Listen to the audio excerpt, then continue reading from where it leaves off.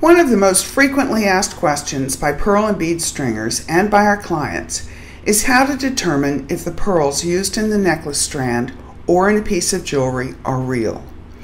My name is Fleury Summers. Years ago, when I earned my GIA certification in pearls, this question wasn't too difficult.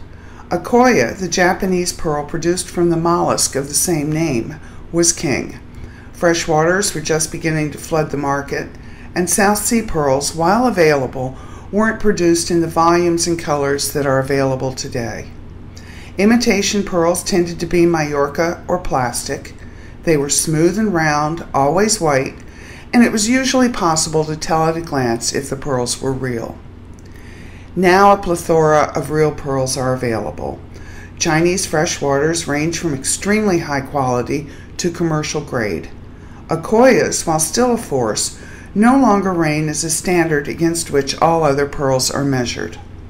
Producers of South Sea pearls have appeared in Australia, Vietnam, the United States, and other countries not traditionally associated with South Sea pearls. While the basic methods of producing faux pearls don't appear to have changed much in the last couple of decades, there are more pearl imitations on the market, and producers have learned how to better simulate real pearls.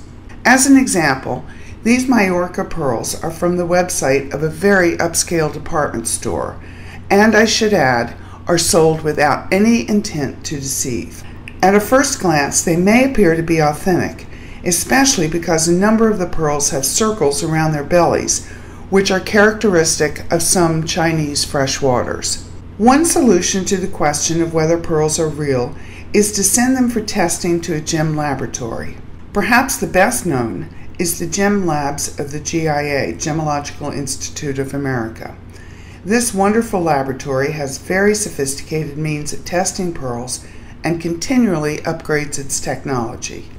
In April, for example, it introduced micro CT X-ray units that provide high-definition 3D images of pearls, allowing its technicians to better study their internal growth structures. This type of technology is vital because the only safe and non-destructive way of studying the interior of a pearl is with some kind of X-ray. But for most of us, it's not cost efficient to send pearls off to the GIA labs for analysis.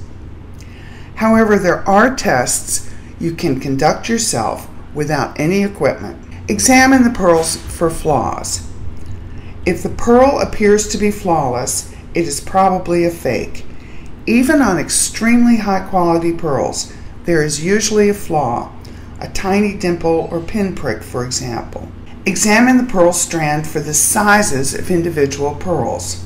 Although producers attempt to match pearls for size, they are rarely identical. Note the shape, luster, and color of individual pearls on a strand. As noted, pearl manufacturers try to match pearls, but there are differences between them even on the best matched strand. Pearls that show identical characteristics should be suspect. Examine the pearl's overtone. Overtone is the color that floats on the surface of the pearl, and you'll see a variety of overtones, including green, rosé, and silver. Typically, overtone will not be present on fake pearls, and if it is, all the pearls will have the same overtone. On a strand of real pearls, you'll frequently see several different overtones. Hold the pearls in your hand. If they're very light, they may be filled with wax or made from plastic. Examine the drill hole of the pearl. If there are whorls or burrs, the pearl is probably a fake. Finally, there's the tooth test. Take the pearl, rub gently against the edge of your front tooth. Be sure to do this gently so you don't run the risk of damaging the pearl. If it feels gritty or sandy, it's probably real. If it feels smooth, it may be an imitation. There is an important caveat to this.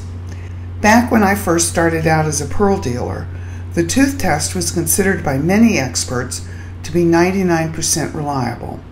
However, now some imitation pearls can feel gritty and cultured pearls can be polished. So combine the tooth test with the other examinations suggested. In the pearls here, the circles around their diameters might suggest they are real.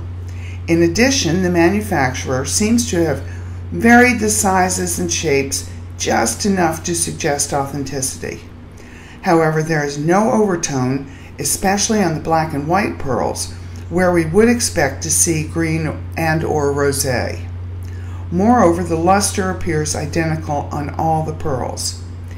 If we were to handle the pearls, I suspect we'd find none of the skin flaws we'd expect to see on Baroque pearls of this size. The best advice for pearl and bead stringers who may just be starting out is to go to as many shows and showrooms as possible and look at pearls. A good visual memory will help enormously when someone asks, "Is it real?" Finally, I want to pass on a good piece of advice I was given years ago. That advice was to never casually remark on pearls someone is wearing, for example at a party or another social event. Without a close examination, you run the risk of making a mistake and damaging your credibility. So don't comment. And if you're pressed, as I sometimes am, suggest that you need better light or need to examine them more closely in a different environment. Be nice, but don't comment.